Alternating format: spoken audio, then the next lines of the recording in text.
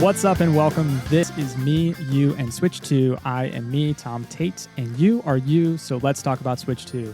This is the latest and greatest Nintendo Switch 2 news brought to you every Tuesday and Friday in snackable 10-minute episodes. Today's Friday, December 12th. It is actually 8:17 a.m., getting a little bit of a later start today. I hope that your week has been all right. We are so close to the weekend, and if you are taking some holiday time off, we're just a few weeks away from that. So hang in there, enjoy the time. I love this time of year. It's my favorite, definitely hands down. So last night was the Game Awards. We will touch on that a bit at the end. There's a lot of exciting stuff going on with the Game Awards. But before we talk about that, we got some really interesting shadow drops for Nintendo Switch 2. So first up this week, Nintendo dropped an announcement that 2 Ubisoft N64 games are hitting the Nintendo Switch Online expansion pack library on December 17th. These are coming to the expansion pack. So I think you need like that extra bonus tier if you want to get these games. But we have Rayman 2, which was previously rumored to be released, and then Tonic Trouble, which I've actually never played before, but it looks pretty fun. So we have 2 new N64 games. It's great to see that library continue to grow on here. Then on Wednesday, Nintendo shadow dropped Wario World. This is a 3D GameCube platformer, much in the style of Super Mario 64 and Galaxy and Sunshine and all those games. I had no idea that this game was developed by Treasure. I always thought this game was developed by Nintendo, but this was developed by Treasure. They made a lot of amazing games. They made Gunstar Heroes, if you've played that one. Sin and Punishment, which I actually played a long time ago, but I just finished for the first time on Nintendo Switch Online. So that is available on the N64 catalog. And then one of my favorite games is Mischief Makers. I don't think Mischief Makers is on there, but fantastic game. Mischief Makers required you to hold the N64 controller in a non-traditional way. I'll just put it that way. Also this week, Skyrim Nintendo Switch 2 edition dropped unexpectedly. I don't think this was announced or rumored or planned. It was inevitable. I mean, Skyrim is on everything, so I'm not shocked. I played through Skyrim on Nintendo Switch 1 back in 2017 or whenever it first came out. It's a great port, ran surprisingly well, and this version will bring higher resolution visuals, improved load times, and Joy-Con 2 mouse support. I didn't read the reviews yet. I think I saw a few headlines that said to skip it. So I have to dig deeper. I'm not recommending this game. I'm just sharing the news that it's out. I'll take a look at it over the weekend, and we'll come back on Tuesday and see if this is worth picking up, because it's being packaged as the Elder Scrolls V Skyrim Anniversary Edition for Switch 2. It's $60, but there's a free upgrade if you have the Switch 1 Anniversary Edition. But if you have the old school edition, like what I have, you can purchase a $20 upgrade to the Anniversary Edition, and then you will receive the Switch 2 upgrade for free. So very interesting pricing acrobatics there if you want to pick up this game. It was also announced that Teenage Mutant Ninja Turtles Splintered Fate will be releasing a Nintendo Switch 2 edition next week. So we got a shadow dropped announcement here. It'll be here on the 16th, which is next week. Better visuals, better performance, and support for game share and game chat. So that is Splintered Fate, which I think is a roguelike Ninja Turtles game. It's been out for a bit on other platforms. Inti Creates, they are a publisher and developer that I appreciate. Their track record is kind of hit or miss, but in my opinion, when it hits, it hits. So Inti Creates has created some interesting games. This one is called Kingdom's Return, Time-Eating Fruit and the Ancient Monster. It's being described as a hybrid 2D action and strategy game. It'll hit both Switch and Switch 2 on April 23rd, 2026. Some other minor stories popped up this week, but I want to save some time just to talk about the Game Awards. I really do enjoy watching Jeff Keighley's Game Awards every year. It's kind of an event that I look forward to. It's just trailer and announcement soup, let's be honest, with some occasional awards just spliced in. But I love that stuff. I love the trailers and the announcements. It really reminds me of E3, watching E3 on G4, that channel back in the day. It's great. Half of the PC games and franchises I've never even heard of. There's a lot of first-person shooter, military-style games that aren't really my thing, but there's something for everyone. And there's a lot of other interesting games that just look innovative, and you can start to pick up on, what are the trends in gaming. What do we have to look forward to? And who doesn't love a good shadow drop? So if you don't want to know anything and watch it blind, you can just press stop here, and I'll be back with another episode on Tuesday. Otherwise, here are some awards that I think were relevant to Switch 2 owners and Nintendo fans. So first up, Donkey Kong Bonanza. It did win Best Family Game. So that was the award that Donkey Kong took home. Best Action Game was Hades 2, which you can play on Switch 2. Games for Impact, this award went to South of Midnight, and they announced that it's coming to Switch 2. So it's not available for Switch 2 today. It's an Xbox game, but it's coming to Switch 2, I think in 2026. Best Ongoing Game, No Man's Sky, which you can play on Switch 2 as well. Best Action Adventure Game, Hollow Knight Silksong. Best Sim Strategy Game, Final Fantasy Tactics, The Evilise Chronicles, which is a game I've really been enjoying on Switch 2. Best Sports Racing Game, hands down, went to Mario Kart World. And the Game of the Year went to Claire Obscure Expedition 33. So this game, if you haven't heard of it, it's an RPG. I saw a lot of comparisons to Final Fantasy, I think 10, maybe. Yeah, I think it was 10 or 12, but it was getting a lot of comparisons to Final Fantasy games. They cleaned up. They had 13 nominations, which was record-breaking, and they had 9 awards that they took home, which was also record-breaking. So this has been on my to-play list for a while. It is not on Switch 2. It is on PS5 and Steam and Xbox, and I think if you have Game Pass, the premium tier, you can get it on Game Pass right now. I'll probably play it on PS5. But I'm really hoping that this momentum incentivizes the team to bring it to Switch 2, because I will play it on Switch 2 if it does ultimately get released on it. My backlog is so big right now that I'm not going to prioritize this, and I'm just going to hope that it comes to Switch, but we will see.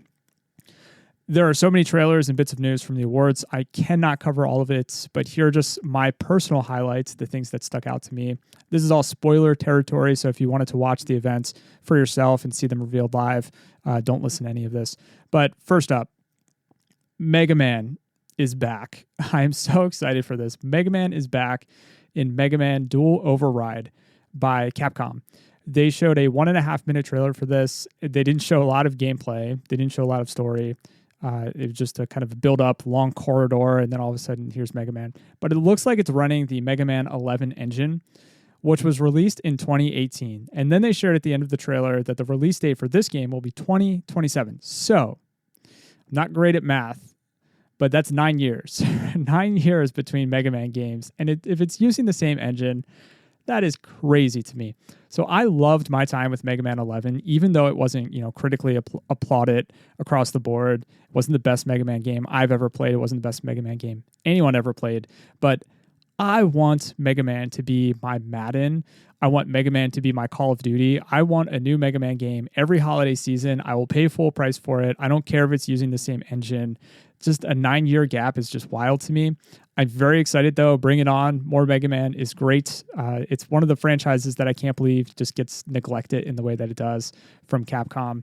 They are doing a fantastic job with Resident Evil, though. The new Resident Evil revealed that Leon will be a playable character, and the Leon segments of the game look like action-packed and Resident Evil 4 style. It's going to be great. I have not played the previous 2 Resident Evils. I stopped at 6. But this is the game that I think is really pulling me back. And I think that's the intent of the vibe of this game, is they want to bring those old players back. Next up, we have Out of Words. This looks like it might be a Switch 2 exclusive. It's a 2-player co-op adventure with a incredibly unique art style, handcrafted, stop motion. Here's the official description.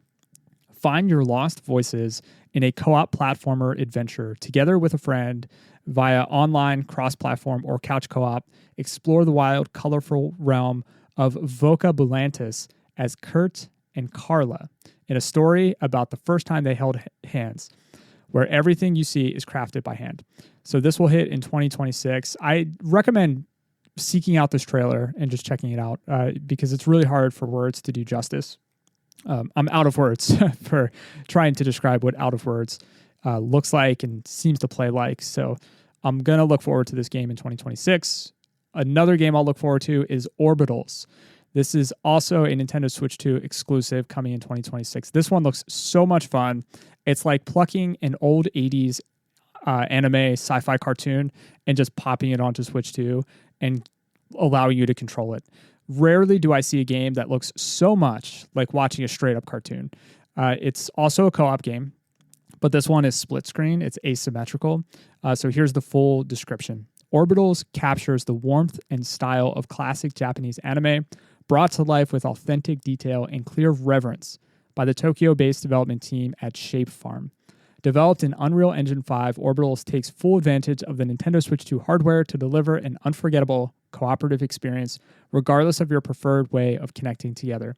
So in this game, you have a couple options. You can play split screen, local co-op on one Switch or on the TV. You can do game share, which will allow you to play on two Switches in the same location, or you can play online using game chat to chat with your partner. So a lot of ways to play. Looks like a lot of fun. I'm hoping I can convince, my son or my wife to play this game with me. Finally, we have Pragmata. This is another Capcom game. This will be released on April 24th, 2026. You're like a human in a mech suit with a little girl companion who's just kind of riding on your back. It actually kind of has Donkey Kong vibes, right? Because you have this little girl on your shoulders. But the little girl companion is an android.